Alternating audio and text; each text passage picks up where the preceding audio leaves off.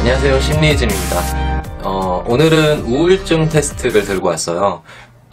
얘는 이제 CESD, 척도를 이용한 테스트인데, 실제로 우리가 살아가면서 내가 우울증은 아닐까라고 생각하시는 분들이 정말 많아요. 그리고 현대를 살아가는 모든 사람들은 사실은 우울증을 어느 정도 갖고 있다라고 생각을 하셔도 돼요.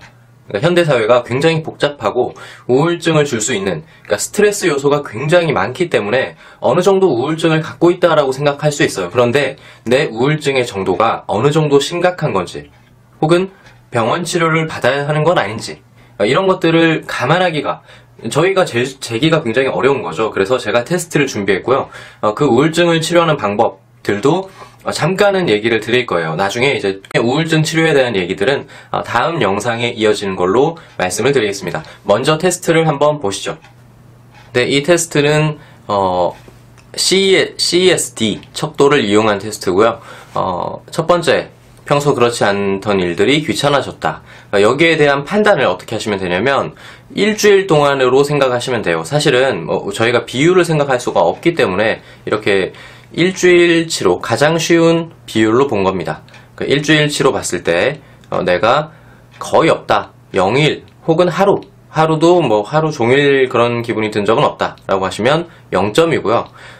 1일 혹은 이틀 정도 내가 가끔 이런 기분을 느꼈다 라고 하면 1점, 3일에서 4일, 그러니까 절반 정도는 이런 기분이 있다 라고 하면 2점, 거의 매일 5일에서 7일 정도를 그 정도 기분을 느낀다 라고 하면 3점 체크를 해주시고, 전체를 누적하신 다음에 전체 총합 점수로 판단을 하시면 될 것 같습니다.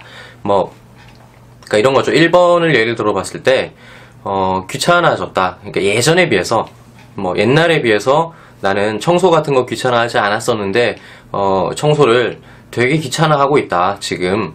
만약에 하루 정도, 그러니까 오늘 하루 정도 청소가 좀 귀찮아, 이런 것들. 좀 극단적인 예시를 들면 나는 원래 게임 같은 걸 좋아했었는데 게임이 좀 귀찮아졌어. 그게 하루 정도. 그럼 이제 0점 혹은 1점 이렇게 되는 거고요.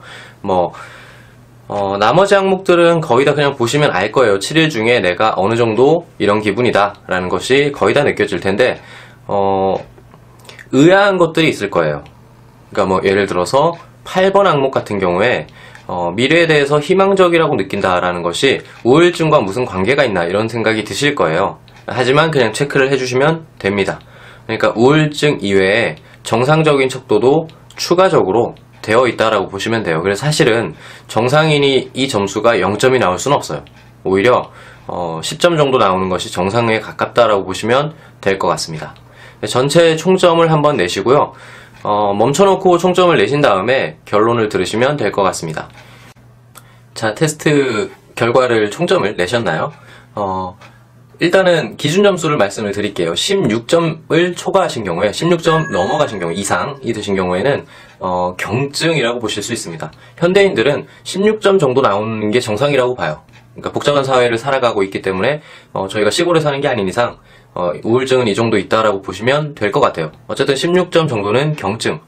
어느 정도 치유를 하시는 게 좋아요. 그러니까 현대를 살아가고 있는 사람들이 이렇게 속에서 이렇게 축적된 상태로 지나면 언젠가 이 스트레스는 병으로 발전할 수 있거든요. 마음속의 병이 실제로 신체적인 병으로 발전한다는 사실은 알고 계시잖아요. 그래서 종교를 가진다거나 아니면 뭔가 심리적으로 좀 좋아질 수 있는 방법을 강구하시는 게 좋습니다. 그게 16점이고요. 21점 이상이 되시게 되면 중등 정도의 상황을 보이고 있는 겁니다. 그러니까 앞으로 발전할 가능성이 매우 크다라고 보시면 되고요. 이런 경우들이 굉장히 많으실 거예요. 20점 정도 되시는 분들이 굉장히 많으실 거예요. 그러니까 위험 정도에 해당됩니다. 그러니까 반드시 무언가 하셔야 돼요. 지금 이대로 지내시면 안 되는 상태를 말합니다. 뭔가 앞서 말씀드린 종교활동이라거나 사회활동이라거나 아니면 좀 더 심리적으로 좋아질 수 있는 이라는 말은 실질적으로 자아실현과 가깝습니다. 그러니까 실제로 주말에 보면 운동을 한다거나 아니면 여러 가지 모임을 갖는다거나 아니면 이제 좋은 곳으로 여행을 간다거나 이런 것들의 활동이 많아지는 이유가 그것과 관련이 있다라고 보시면 돼요. 그러니까 본능적인 행동이에요. 사람들이 자꾸 욜로를 찾는다거나 아니면 내가 좀 더 삶의 질을 향상시키기 위한 뭔가를 찾는 이 행동이 본능적인 거라고 생각하시면 됩니다. 20점 정도가 초과하시게 되면 무조건 이것을 찾으셔야 돼요. 자아실현을 할 수 있는 방안을 강구하셔야 돼요.